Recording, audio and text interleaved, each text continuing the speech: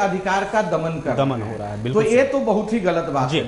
तो आप देखें ऐसी स्थिति में जनता तो देख रही है, लेकिन नीतीश कुमार के विकल्प बिहार में लालू प्रसाद कतई नहीं होंगे। लालू जी का स्टेटमेंट अभी सुना, अभी रामकृपाल जी का स्टेटमेंट सुना, लेकिन सबसे बड़ी बात है कि बिहार को बर्बाद करने वाला कौन है? नीतीश जी। अगर डेवलपमेंट की बात करें तो नीतीश जी ने बिहार को आगे बढ़ाया है और बहुत ही आगे बढ़ाया है, और लालू जी ने तो बिहार को बर्बाद कर दिया 15 वर्षों में, शिक्षा को खत्म कर दिया। जिस शिक्षा की बात कर रहे हैं इंजीनियरिंग कॉलेज में, वहां तो लालू जी के समय में तो होता ही कुछ नहीं था जी। लालू जी की यहाँ कोई पैरवी नहीं कर रहा, हम नीतीश कुमार की भी पैरवी नहीं कर रहे हैं, लेकिन सवाल यह है कि जब बिहार को विकास के रास्ते पर नीतीश कुमार इतने बढ़िया तरीके से ले गए, इन दिनों आखिर ऐसा क्या हो रहा है कि नीतीश कुमार इतने आवेश में आ रहे हैं? क्या जो चीजें हैं, या ये माना जाए एचके जी कि नीतीश कुमार जब भी उनकी कोई आलोचना करता है, क्या वो उस चीज को पचा नहीं पाते? आपको ऐसा लगता है?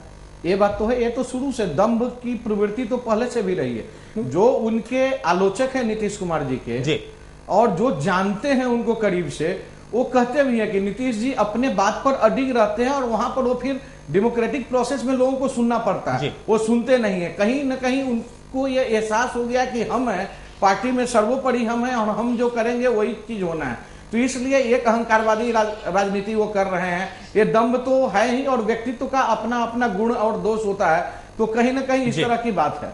चलिए, संजय पासवान जिस वक्त हमारे साथ जुड़ चुके हैं फोन लाइन पे, आरजेडी से हैं आप। संजय जी, आपका स्वागत है हमारे कार्यक्रम में। आपका भी मैं प्रतिक्रिया जानना चाहूंगा। जिस तरीके से नीतीश कुमार इन दोनों आवेश में नजर आ रहे हैं, जो प्रतिक्रियाएं आम जनता की देखने को मिल रही है, आपको क्या लग रहा है? नीतीश कुमार का जो जादू है वो खत्म हो चुका है बिहार में?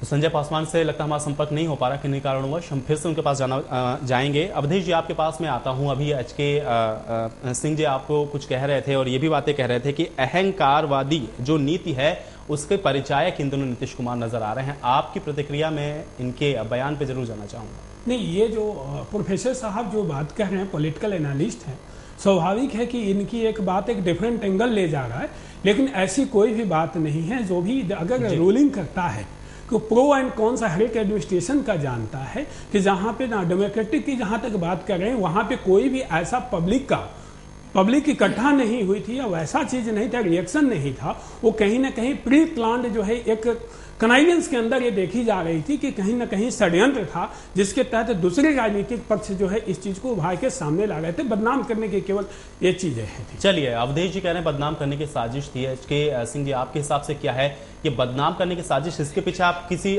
चीज को साजिश के तौर पे आप इसको देख पा रहे हैं जिस तरीके से अवधेश सिंह जी कह रहे हैं? नहीं, बिहार की जनता इतनी बेवकूफ नहीं। मैं मानता हूं कि शिक्षकों का एक जेन्युइन डिमांड भी था और इसको बड़े ही अच्छे ढंग से समझा भी जा सकता था। उनके रिप्रेजेंटेटिव को बुलाकर उनकी मांगों पर विचार भी किया जा सकता था जी, और वो लोग भी समाज के निर्माण में एक महत्वपूर्ण भाग ले रहे हैं, भागीदार हैं। नीतीश जी अगर भागीदार हैं तो एक टीचर भी समाज के निर्माण में भागीदार जी, बिल्कुल। और ऐसी स्थिति में इस तरह के फूहड़ भाषा का प्रयोग करना एक मुख्यमंत्री से, और ये ऐसे मुख्यमंत्री जो कि प्रधानमंत्री का सपना देख रहे हैं, उनकी चर्चा भी चल रही हो, अच्छे व्यक्ति जी, एचके सिंह, माफी चाह रहा हूं, आपको रोक रहा हूं। इस वक्त हमारे साथ फोन लाइन पे फिर से संजय पासवान, नेता आरजेडी, जुड़ चुके हैं। संजय जी, आपका स्वागत है हमारे खास कार्यक्रम में। आपसे मेरा सवाल यह है कि इन दिनों जो कुछ भी बिहार में देखने को मिल रहा है नीतीश कुमार की अधिकार यात्रा के दौरान, क्या आपको लग रहा है कि नीतीश कुमार का जो जनाधार है या जो उनका विश्वास है वो कहीं ना कहीं दरक चुका है, थोड़ा खो चुका है, इसलिए जनता सड़कों पर है इस वक्त? संजय जी, आपको हमारी आवाज मिल रही है क्या? चलिए, संजय जी से हमारा संपर्क नहीं हो पा रहा है। हम अपने पैनल से ये दरख्वास्त करेंगे कि उनका संपर्क हमसे करवाया जाए, क्योंकि उनका बयान यहाँ पे बड़ा महत्वपूर्ण होता है। एचके सिंह जी, आप अपनी बात को कंप्लीट करिए, आप कुछ कह रहे थे। मैं बता रहा था कि क्यों ये अहंकारवादी प्रवृत्ति है। आप देखें, अगर बिहार को देखें तो आप देखेंगे कि आज बिहार में अफसरशाही बेलगाम हो गया जी। आए दिन आप देखें घटनाएं घट रही हैं, क्राइम बढ़ रहे हैं। आप किसी भी डिस्ट्रिक्ट में चले जाइए, चोरी, डकैती, किडनैपिंग, रेप, ये आम बातें हो गई है। जो लालू प्रसाद के समय में था वही स्थिति आ गई है।